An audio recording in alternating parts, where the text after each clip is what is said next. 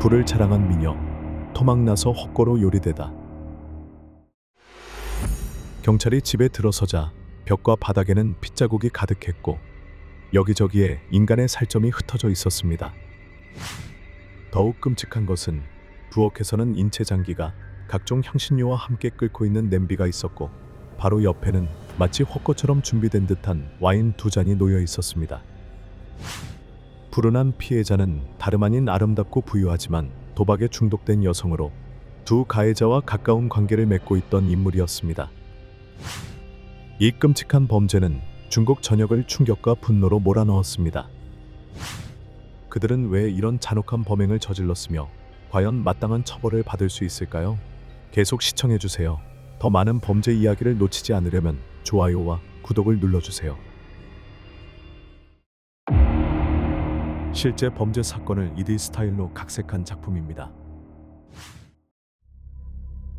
어느 11월의 하루, 후난성 주저우시에 위치한 구의와 경찰서에서 수사관들이 최근 발생한 사건을 분석하던 중 한 남성이 갑자기 뛰어들어와 실종 신고를 했습니다. 남성은 극도로 불안해하며 초조한 모습이었습니다. 그는 아내 류잉이 이틀째 연락이 두절되었다며 가족들이 밤새 찾아다녔지만 흔적을 찾을 수 없어 경찰에 도움을 요청했다고 말했습니다.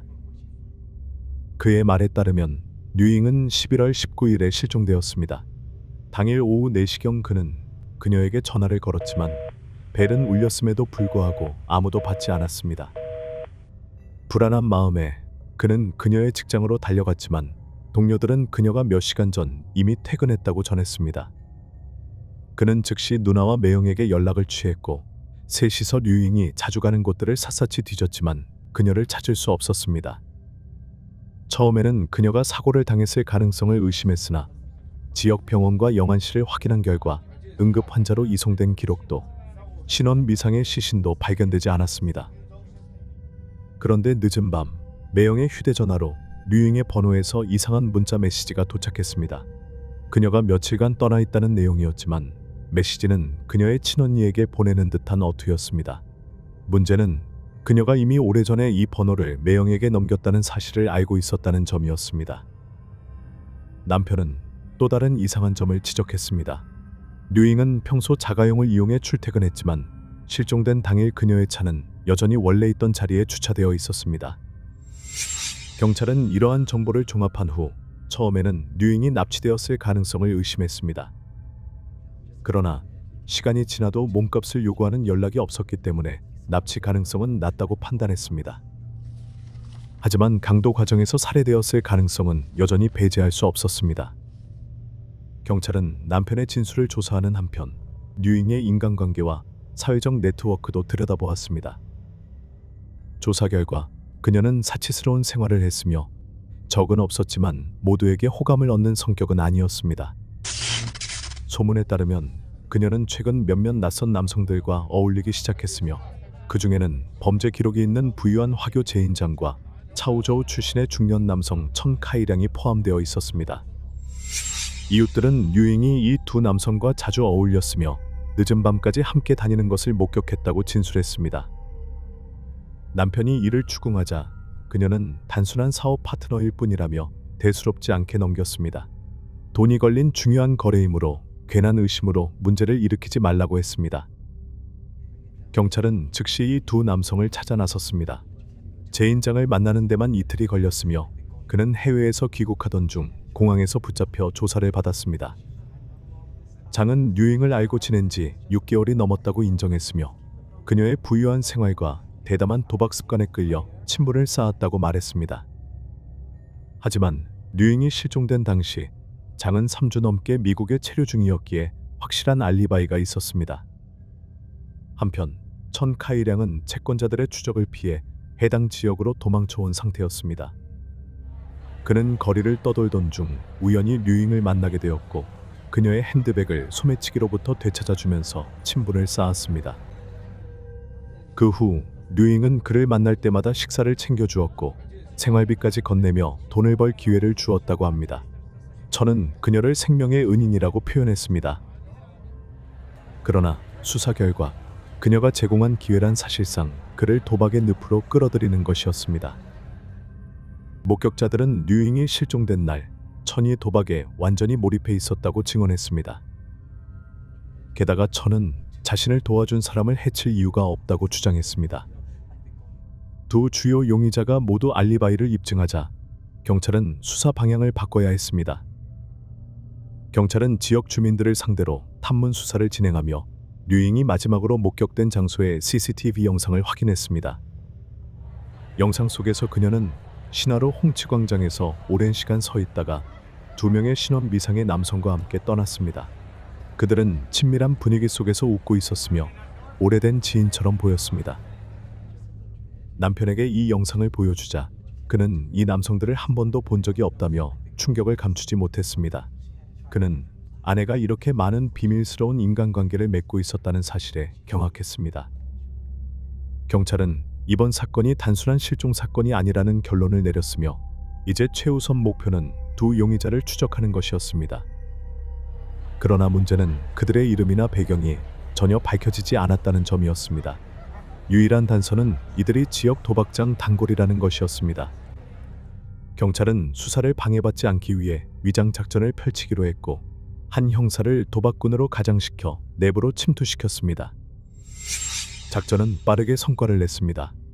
위장 형사는 두 용의자가 숙련된 도박꾼이라는 사실을 확인하고 그들의 신원과 거주지를 파악하는 데 성공했습니다.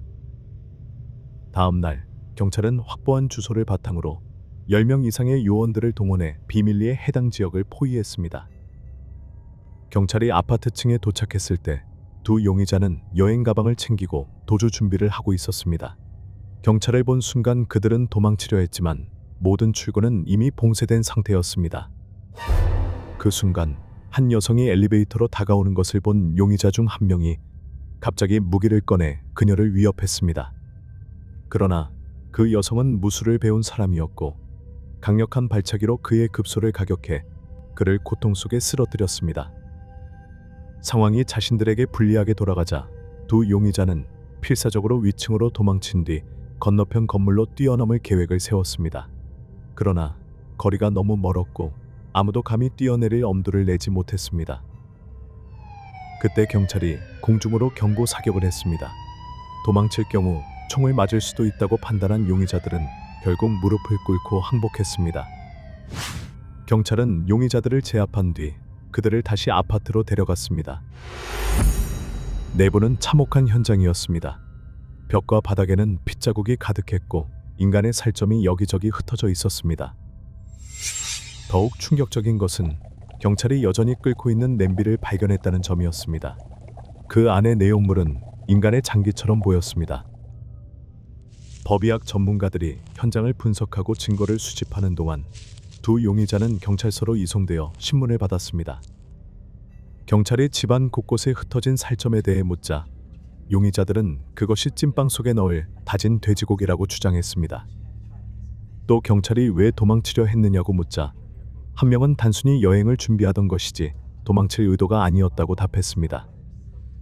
다른 용의자는 경찰을 보자마자 도망친 이유가 자신들이 마약 거래에 연루되어 있어서 붙잡힐까봐 그랬다고 주장했습니다. 그러나 두 사람의 진술이 엇갈리면서 경찰의 의심은 더욱 커졌습니다.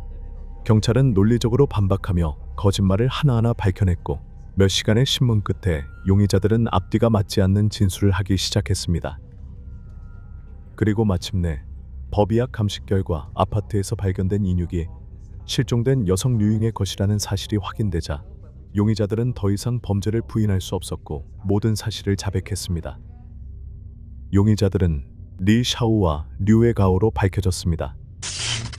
후난성 주저우 출신인 리 샤오는 1997년 10월 절도죄로 15년형을 선고받았으나 모범수로 조기 출소했습니다.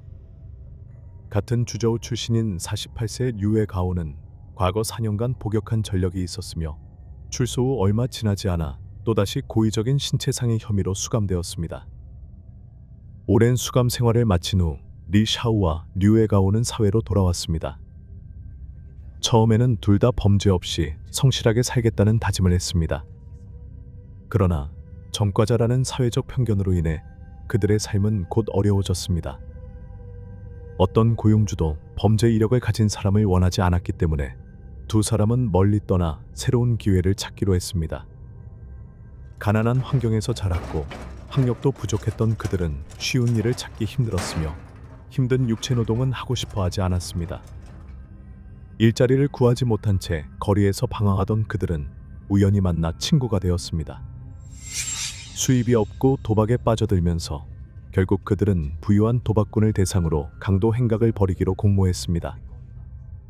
계획을 실행하기 위해 두 사람은 도박장에서 플레이어로 위장하고 피해자를 물색했습니다. 그들은 부유한 도박꾼들과 친분을 쌓은 뒤 밤늦게 뒤를 밟아 강도를 저질렀습니다. 처음에는 해외에서 온 부유한 화교 도박꾼을 노렸으나 계획이 실패하면서 심하게 두들겨 맞고 쫓겨났습니다. 이에 굴하지 않고 두 사람은 밤늦게 혼자 도박을 하는 여성들을 타겟으로 삼기 시작했고 결국 류잉이 최적의 목표로 떠올랐습니다. 용의자들의 자백에 따르면 그들은 류잉을 목표로 삼은 이유가 그녀와 남편이 지역에서 유명한 부자였기 때문이었습니다. 류잉 부부는 수년간 열심히 일해 거액의 재산을 모았으며 주저우에서 해산물 사업을 운영하고 있었습니다. 류잉은 낮에는 회사에서 일했고 밤에는 마작방에 다량의 현금을 들고 가거나 값비싼 보석을 착용한 채 도박을 했습니다. 그녀의 화려한 액세서리는 두 범인의 눈길을 사로잡았고 완벽한 타겟이라 판단한 그들은 그녀의 일거수일투족을 관찰하기 시작했습니다. 류잉이 도박을 좋아한다는 점을 이용해 두 사람은 그녀에게 접근하여 대화를 나누며 빠르게 친해졌습니다. 이 친분을 이용해 그들은 치밀한 범행 계획을 세웠습니다. 11월 19일 리 샤오와 류에가오는 류잉에게 집을 구매하려는데 조언을 구하고 싶다며 홍치광장으로 유인했습니다. 그녀는 평소 함께 도박을 하던 사람들이었기에 좋은 인상을 가지고 있었고 이들이 간절하게 도움을 요청하자 결국 동행하기로 했습니다. 그렇게 셋은 매물로 나온 집을 본다는 핑계로 함께 차를 타고 이동했습니다. 처음에는 그녀에게 서류를 검토하게 하고 집 내부를 둘러보게 하면서 안심시켰습니다. 그리고 방심한 순간 본격적으로 범행을 시작했습니다. 그녀가 침실로 들어서자마자 두 남자는 검은 비닐봉지를 그녀의 머리에 씌운 후 침대 위로 밀쳐 넘어뜨리고 두꺼운 밧줄로 꽁꽁 묶었습니다. 그녀가 소리를 지를까 두려워 입에는 테이프를 붙였습니다. 그리고 그녀의 가방을 뒤져 현금 8,800위안과 수표, 은행 카드를 찾아냈습니다. 또한 그녀가 착용하고 있던 금팔찌, 목걸이, 그리고 금 귀걸이 한 쌍을 강탈했습니다. 피해자의 지갑에서 발견된 현금과 보석에 만족하지 못한 리 샤오와 류에가오는 류잉을 무기로 위협하며 수표에 서명하도록 강요하고 은행 카드의 비밀번호를 말하게 했습니다. 류잉은 울면서 계좌에 남은 돈이 없으며 믿지 못하겠다면 직접 확인해보라고 애원했습니다. 류잉이 더 이상 쓸모없다고 판단한 두 범인은 그녀의 머리를 망치로 가격했고 그녀는 피를 쏟으며 쓰러졌습니다. 숨이 끊어진 것을 확인한 후 리 샤오와 류에가오는 훔친 현금과 보석을 나누었습니다. 시신에서 나는 냄새를 감추기 위해 류에가오는 시신을 절단한 뒤 장기와 연한 조직을 큰 냄비에 넣고 팔각, 계피 등의 향신료를 넣어 끓였습니다. 그리고 피해자의 가족을 속이기 위해 류에가오는 류잉의 휴대전화로 그녀의 연락처 목록에 언니라고 저장된 번호로 문자를 보냈습니다. 그 메시지에는 류잉이 급한 일이 생겨 며칠 동안 자리를 비울 것이라며 가족들에게 걱정하지 말라는 내용이 적혀 있었습니다. 모든 준비를 마친 후 류에가오는 조리된 고기를 잘게 썰어 류잉의 옷, 가방, 지갑과 함께 포장한 뒤 경찰의 추적을 피하기 위해 리 샤오에게 다른 지역에서 나눠서 처리하거나 불태우도록 지시했습니다. 가장 멀리 이동한 곳은 샹탄이었습니다. 11월 22일 류에가오와 리 샤오는 훔친 보석을 작물업자에게 11,500위안에 팔았습니다. 작물업자는 이후 해당 보석을 13,380위안에 되팔아 1,880위안의 이득을 챙겼습니다. 그러나 경찰 수사 결과 류잉의 보석은 총 185만 3,055위안에 달하는 가치를 지니고 있었습니다. 끔찍한 범죄를 저지른 후에도 두 살인자는 죄책감이나 두려움조차 느끼지 않았습니다. 오히려 류잉의 돈을 사용해 술을 마시고 도박을 하고 성매매까지 하며 향락에 빠졌습니다. 신문 과정에서 리 샤오와 류에가오는 이 범행을 실행하기 반달 전부터 치밀하게 계획했으며 범행을 위해 칼, 망치, 밧줄까지 미리 준비했다고 인정했습니다. 경찰이 범행 현장에서 발견된 끓고 있던 고기에 대해 묻자 이들은 시신을 낭비하는 것이 아까웠고 술을 마시며 먹을 계획이었다고 답해 경악을 불러일으켰습니다. 범행을 완전히 자백한 두 살인자는 경찰과 함께 시신의 일부, 범행 도구, 기타 증거물을 유기한 장소로 이동해 증거 수집을 도왔습니다. 몇 시간에 걸친 강도 높은 신문 끝에 사건은 마침내 마무리되었습니다. 2013년 7월 23일 주저우시 중급인민법원에서 이 잔혹한 살인 및 시신 훼손 사건에 대한 재판이 열렸습니다. 법원은 리 샤오와 류에 가오에게 살인 및 강도죄를 적용하며 시신을 절단하고 요리한 행위가 극도로 잔혹하다고 판결했습니다. 사회에 미칠 위험성이 매우 크다는 이유로 법원은 두 범인에게 사형을 선고했습니다. 놀랍게도 재판 과정에서 두 범인은 전혀 다른 태도를 보였습니다. 리 샤오는 여러 차례 깊은 후회를 표하며 자신의 죄는 용서받을 수 없다고 인정했고 피해자 가족들에게 고개를 숙이며 사죄했습니다. 반면 류에 가오는 달랐습니다. 직접 시신을 절단한 사람이었음에도 그는 전혀 반성하는 모습을 보이지 않았습니다. 재판정에서도 냉담한 표정을 유지하며 마치 자신과 무관한 일인 것처럼 행동했습니다. 더 충격적인 것은 검사와 판사의 질문에 류에 가오는 유창하고 침착하게 답하며 그의 차분하고 무심한 태도는 법정에 있던 모든 사람들에게 두려움을 안겨주었습니다. 결국 두 살인자는 자신들의 끔찍한 범죄에 대한 대가를 치르게 되었습니다. 사건이 신속히 해결되었음에도 불구하고 시신을 조리한 끔찍한 범행의 세부 사항은 중국 전역에 충격을 주었고 국민들에게 공포를 안겼습니다. 두 범인은 단순히 한 사람의 목숨을 빼앗은 것이 아니라 상상조차 할 수 없는 방식으로 피해자의 시신을 모독했습니다. 이번 충격적인 사건에 대한 이야기는 여기까지입니다. 여러분은 이 잔혹한 범죄자들에 대해 어떻게 생각하시나요? 아래 댓글에서 여러분의 의견을 공유해 주세요. 오늘 영상을 시청해 주셔서 감사합니다. 전 세계에서 발생한 실제 범죄 사건을 놓치지 않으려면 좋아요와 구독을 눌러주세요. 다음은 케이스를 따라가 주세요.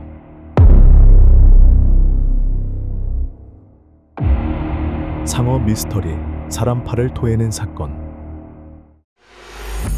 사람들이 포획된 사나운 상어를 신기하게 바라보던 분비는 수족관에서 상어가 갑자기 밧줄이 묶인 상태로 온전한 인간의 팔 하나를 토해냈다. 이 사건은 방문객들을 충격에 빠뜨렸고 경찰은 곧바로 이 팔에 얽힌 미스터리를 조사하기 시작했다.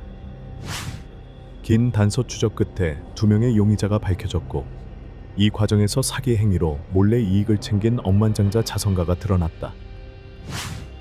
그렇다면 이들 중 누가 피해자를 살해했을까? 그들 사이에는 어떤 숨겨진 갈등이 있었을까? 왜 상어의 뱃속에서 인간의 팔이 발견되었을까? 계속 지켜봐 주시고 최신 범죄 이야기 업데이트를 위해 좋아요, 구독을 잊지 마세요.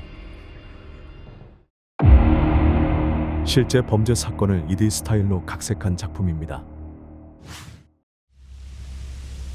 이야기는 그해 4월 17일 호주 시드니 근처 쿠지비치에서 약 3km 떨어진 곳에서 어부벌 헙슨이 좋은 어획을 기대하며 그물을 던졌을 때 시작된다. 뜻밖에도 그의 어망에 한 마리의 타이거 상어가 걸렸다. 이 상어는 길이 4m, 무게 500kg이 넘는 타이거 상어였다. 어부는 상어를 다른 어획물들과 함께 버리는 대신 그물을 벗겨 쿠지 수족관의 전시용으로 기증하기로 결정했다. 이곳은 많은 방문객을 끌어모으는 인기 있는 휴양지였다. 당시 시드니는 중요한 문제에 직면해 있었다. 해변에서 놀던 많은 젊은이들이 상어의 치명적인 공격을 받고 있었던 것이다. 그 결과 사람들은 상어의 위협에서 벗어나 안전하게 관찰할 수 있도록 수족관을 방문하도록 권장받았다. 그러나 1935년 4월 25일 어부의 그물에 잡힌 지 불과 8일 만에 상어가 이상 행동을 보이기 시작했다. 상어는 에너지를 잃고 식욕을 잃었으며 일주일 전 시설에 처음 도착했을 때와는 전혀 다른 모습을 보였다. 상어는 길이 25키트의 수조에서 천천히 움직이며 벽에 부딪히거나 수조 바닥에 가라앉았다. 마치 무거운 무언가가 그를 짓누르고 있는 것처럼 헤엄쳤다. 갑자기 상어는 몸을 뒤틀며 고통스러운 듯 몸부림치기 시작했다. 한동안 고군분투하다가 멈추더니 거품이 사라지고 무언가가 수면 위로 떠올랐다. 그것은 인간의 팔이었다. 정확히 말하자면 타이거 상어가 온전한 왼팔을 토해낸 것이었다. 팔은 거의 온전한 상태였고 심지어 새겨진 문신과 손목에 묶인 밧줄도 여전히 식별할 수 있을 정도였다. 이 예기치 못한 사건에 모두가 경악했고 밧줄은 첫 번째 의심스러운 단서가 되었다. 그러나 당시 상어와 관련된 사망사고가 흔했기 때문에 많은 이들은 단순히 상어에게 공격당한 불운한 사람의 팔일 것이라고 추정했다. 그렇다 하더라도 경찰은 팔의 주인을 확인해야 했다. 그들은 이 기묘한 왼팔에서 지문을 추출하려 시도했다. 그러나 지문은 상어의 강한 위액 때문에 파괴된 상태였다. 결과적으로 수사팀은 희생자를 신원 확인할 수 없었다. 반면 지문은 없어졌지만 2명의 권투 선수가 싸움을 준비하는 모습이 새겨진 문신은 여전히 보존되어 있었다.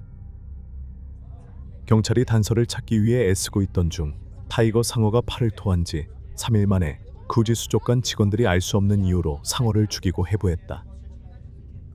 이 행동은 사용할 수 있는 유일한 증거를 파괴해 수사를 더욱 어렵게 만들었다. 그러나 타이거 상어의 해부는 중요한 사실을 밝혀냈다. 상어의 위장 안에는 다른 신체 부위가 없었다는 것이다. 더 놀라운 것은 타이거 상어가 인간의 팔과 직접 관련된 원인이 아니었다는 사실이었다. 상어의 위 속에는 또 다른 작은 상어가 들어있었다. 조사 결과 타이거 상어는 잡히기 전에 작은 상어를 삼켰고 인간의 팔은 원래 그 작은 상어가 먹은 것이었다는 사실이 드러났다. 그렇다면 작은 상어가 사람을 먹은 범인이라고 결론 내릴 수 있을까? 실제로 팔에는 상어에게 공격당했다는 흔적이 없었다. 특히 팔의 절단면은 깨끗했고 상어의 이빨 자국이 아닌 날카로운 도구로 절단된 것이 명확했다. 이 시점에서 사건은 단순한 사고가 아닌 살인사건으로 전환되었다. 이 이야기는 언론에 의해 널리 보도되었고 곧 대중의 큰 관심사가 되었다. 그러나 누가 팔을 잘라 바다에 던졌고 그것이 작은 상어에게 먹히고 나중에 타이거 상어에게 삼켜지게 했을까? 경찰이 사건의 실마리를 찾으려 애쓰고 있던 중 에드윈 스미스라는 남자가 예상치 못하게 경찰에 연락을 취했다. 에드윈 스미스는 신문을 읽고 상어가 토해낸 팔이 몇 주째 실종된 그의 형제 제임스 스미스의 것임을 알아보았다고 말했다. 에드윈은 경찰에게 자신과 형제가 함께 찍힌 사진을 보여주었다. 그 사진 속에서 제임스의 팔에는 상어가 토해낸 팔과 정확히 동일한 문신이 새겨져 있었다. 경찰은 면밀한 조사와 비교를 통해 그 팔이 제임스 스미스의 것임을 확인했다. 제임스는 영국에서 태어났지만 사망 당시 시드니 교외의 글레이즈필드에 거주하고 있었다. 지역 신문은 스미스에 대한 기본적인 정보를 제공했는데 그는 과거 라이트급 권투 선수였으며 이후 당구장을 운영했던 인물이라고 보도했다. 또한 스미스는 세상에 적이 없는 사람으로 보였다고 전했다. 그러나 이는 완전히 정확하지 않았을 수 있다. 제임스는 몇 년 전 불법 도박에 연루된 적이 있었기 때문이다. 모호한 세부 사항은 제쳐두고 경찰은 제임스의 행적을 추적하여 중요한 단서를 발견했다. 그해 4월 7일 제임은 시드니 남부 교회 커널라의 세스 호텔에서 파트릭과 술을 마시고 카드 놀이를 하는 모습이 마지막으로 목격되었다. 이를 바탕으로 제임스가 마지막으로 만난 사람인 패트릭 브레이디가 주요 용의자로 간주되었다. 패트릭은 이전에도 몇 건의 전과가 있었던 음흉한 인물이었다. 경찰 조사에 따르면 패트릭은 제임스가 실종된 이후 이전에 살던 아파트에서 살기를 멈췄다. 더욱 수상한 점은 제임스가 실종된 당일 파축이 커널라의 탈론비 스트리트에 있는 작은 집을 임대했다는 것이다. 경찰이 집주인에게 질문했을 때 매트리스와 금속 침대 하나가 사라졌다는 대답을 들었다. 경찰은 즉시 파축이 제임스를 살해하고 그의 시신을 금속 침대에 넣으려 했으나 팔이 들어가지 않자 잘라낸 후 바다에 시신을 유기했을 것이라고 가정했다. 그리고 그 팔은 상호에게 먹힌 것으로 보았다. 이러한 추론에 따라 경찰은 파트릭 브레이드를 신속히 소환하여 신문했다. 그러나 파트릭은 어떠한 잘못도 부인하며 그날 제임스와 함께 술을 마셨지만 이후 각자 길을 떠났다고 주장했다. 그는 제임스를 죽일 이유가 전혀 없다고까지 말했다. 따라서 장시간에 걸친 신문에도 불구하고 경찰은 파트릭으로부터 실질적인 정보를 끌어내거나 기소에 이를 만한 확실한 증거를 확보하지 못했다. 해군과 공군이 파축이 임대했던 작은 집 주변 지역을 수색했지만 스미드의 시신이나 다른 단서는 발견되지 않았다. 이는 파축을 기소하는 데 큰 장애물이 되었다. 셜갈m 사건은 막다른 길로 치닫는 듯 했지만 누군가의 등장으로 갑작스럽게 돌파구가 마련되었다. 며칠간의 성과 없는 수사 끝에 한 택시 기사가 갑자기 경찰서를 찾아와 제임스가 실종된 날 파축을 레지널드 노일 홈스의 집까지 태워주었다고 밝혔다. 택시 기사가 주목했던 점은 파축이 차 안에서 보였던 행동이었다. 그는 매우 긴장하고 초조해 보였다. 기사는 파축이 눈에 띄게 불안해 보였으며 계속해서 주머니에 손을 넣었다 뺐다 하며 초조해하고 분명히 무언가를 두려워하고 있는 듯 했다고 묘사했다. 파축이 방문한 사람은 호주의 저명한 사업가이자 자선가로 사회적 기여와 긍정적인 이미지로 널리 존경받던 레지널이었다. 그러나 그것은 단지 겉모습에 불과했다. 실제로 레지널은 라벤더베이에서 조선업 사업을 가장하여 활동하던 마약 밀매와 사기 범죄의 두목이었다. 조사에 따르면 레지널은 보험 사기와 같은 범죄를 위해 제임스를 여러 차례 고용했으며 사건 발생 1년 전에도 그러한 사기를 벌였다. 그것은 테리소 근처에서 침몰된 파파인더라는 과도하게 보험에 든 유람선이었다. 그 직후 제임스와 파축은 레지널과 함께 범죄 활동에 가담하기 시작했다. 레지널은 위조된 고객 서명을 제공하고 파축은 고객 계좌에서 자금을 자신들의 계좌로 이체하기 위해 수표를 위조했으며 파축과 제임스는 그 돈을 인출했다. 경찰은 이제 제임스와 파축이 레지널을 위해 일했을 가능성을 충분히 의심할 수 있었지만 금전적인 갈등이 제임스의 생명을 앗아갔을 수 있었다. 갑자기 이 미스터리한 사건의 조각들이 하나둘씩 맞춰지기 시작했다. 어떤 이유에서인지 레지널은 제임스를 제거할 필요가 있었고 파축에게 해변가의 작은 집에서 살인을 실행하도록 지시했을 것이다. 이 이론은 타당해 보였지만 문제는 경찰이 여전히 물적 증거가 없고 파축을 소환할 근거도 부족하다는 점이었다. 5월 16일 경찰은 심사숙고 끝에 현재 사건과는 무관한 위조 혐의를 구실로 파축을 체포하기로 결정했다. 레지널도 용의자로 소환되었으며 이들 중 한 명이 범행을 자백한다면 사건의 미스터리가 풀릴 것이라는 희망이 있었다. 그러나 파축과 레지널은 서로 처음 만난 것이라고 주장했고 파축은 자신과 아무 관련 없는 사건에서 경찰이 왜 자신을 조사하는지 이해할 수 없다고 말했다. 처음 진술과 마찬가지로 그는 사건에 대해 아무것도 모른다고 주장했다. 또한 경찰은 증거 부족으로 두 사람을 오래 구금할 수 없었기 때문에 며칠 만에 두 사람을 풀어주었다. 경찰은 두 용의자로부터 중요한 단서를 얻기를 바라며 그들을 비밀리에 계속 감시했다. 경찰의 예상과 달리 석방된 지 며칠 만에 레지널과 보트를 타고 라벤더베이로 가서 총으로 자살을 시도하자 모두 충격을 받았다. 머리에 총을 쏜 그는 바다에 빠졌지만 뜻밖에도 목숨을 잃지 않았다. 그의 총기 다루는 기술 부족과 두개골의 단단함 덕분에 그는 총상을 입었음에도 의식을 잃는 데 그쳤다. 게다가 그의 손목 중 하나가 밧줄에 걸려 익사하지 않았고 그는 결국 보트로 다시 올라올 수 있었다. 그 시점에 경찰이 도착해 바다에서 4시간 동안의 보트 추격전이 시작되었다. 기진맥진한 레지노는 결국 항복하고 병원으로 이송되는 것을 허락했다. 회복 후 레지노는 조사에 협조하기로 동의하며 모든 것을 밝히겠다고 약속했다.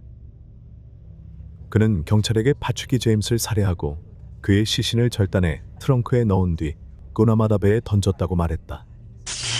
파트릭은 그 후 레지노드의 집으로 가서 제임스의 갓 잘린 팔을 보여주며 즉시 4,100만 원을 내놓지 않으면 레지노드를 죽이겠다고 협박했다.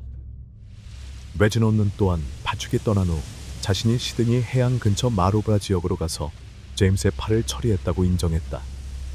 그러나 그의 증언은 모순투성이었다. 제임스의 팔이 마지막으로 발견되었을 때 여전히 밧줄에 묶여 있었기 때문이다. 게다가 파트릭이 레지노드의 집에 협박하러 갔다면 왜 그렇게 불안하고 초조해 보였을까? 더욱이 택시 운전사의 진술에 따르면 파트릭은 레지노드의 집에 아무것도 들고 가지 않은 채 도착했다고 한다. 그의 증언이 비논리적이고 모순적이었음에도 불구하고 경찰은 레지노드의 협조가 더 많은 세부 정보를 제공할 수 있다고 믿었다. 그러나 6월 11일 재판을 앞두고 레지노드는 예상치 못한 행동을 했다. 그날 저녁 레지노드는 계좌에서 4,100만 원을 인출한 후 누군가를 만나야 한다며 집을 나섰다. 그는 신중하게 행동하며 아내를 그의 낫쉘은 차 문까지 바래다 주었다. 다음날 이른 아침 레지노드는 시드니의 너스 포인트에 있는 헥슨롤에서 자신의 차 안에서 사망한 채로 발견되었다. 경찰 보고서에 따르면 레지노드는 근거리에서 3발의 총격을 받았다. 범죄 현장은 레지노드가 자살한 것처럼 보였지만 일부는 그가 보험금을 가족이 받을 수 있도록 자신을 죽일 청부업자를 고용했다고 추측했다. 이유가 무엇이든 그 당시 레지노드의 죽음은 제임스 스미스의 미스터리한 실종 사건의 종지부를 찍었다. 사건은 결국 법정으로 넘어갔다. 파트릭의 변호사는 한쪽 팔만으로는 살인사건이 발생했다는 것을 입증하기에 부족하다고 주장했다. 제임스가 팔 하나를 잃었지만 여전히 건강히 살아있을 가능성이 있다고 말했다. 실제로 경찰은 파트릭의 유죄를 입증할 제임스의 시신이나 다른 증거를 찾지 못해 사건은 교착 상태에 빠졌다. 결국 경찰은 증거 부족으로 파트릭을 풀어줄 수밖에 없었다. 그는 30년 후인 1965년까지 행복하고 무고한 삶을 살았다. 결국 팔의 문신은 수사관들이 제임스를 식별하는 데 도움을 주었지만 진실을 밝혀내는 데는 충분하지 않았다. 오늘날까지도 셜감 사건에 대한 여러 이론이 존재한다. 일부는 제임스가 살아남아 경찰의 정보원으로 활동했다고 믿는다. 다른 사람들은 진범이 레지노드나 파트릭이 아니라 1930년대 호주에서 가장 위험한 범죄자 중 한 명인 악명 높은 갱단 두목 에리 웨이만이었다고 주장한다. 결국 성공한 사업가인 레지노드가 자신이 두목이 아닌 갱단을 위해 일했다는 것은 의문스러운 일이다. 결국 진실은 무엇이었을까? 아무도 확실히 알지 못한다. 상어, 문신이 새겨진 팔, 두 건의 미제 살인 사건 이야기는 법정을 매료시키고 대중을 혼란스럽게 했을 뿐만 아니라 호주 법률 역사상 지속적인 미스터리 중 하나로 남았다. 이후 이 사건은 이야기로 쓰여졌고 곧 영화로 각색되었다.